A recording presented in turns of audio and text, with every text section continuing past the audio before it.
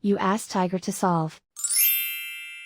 This deals with linear equations with one unknown. The final result is y equals 3. Let's solve it step by step.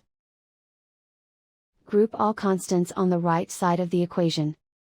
Subtract 6 from both sides. Group like terms. Simplify the arithmetic.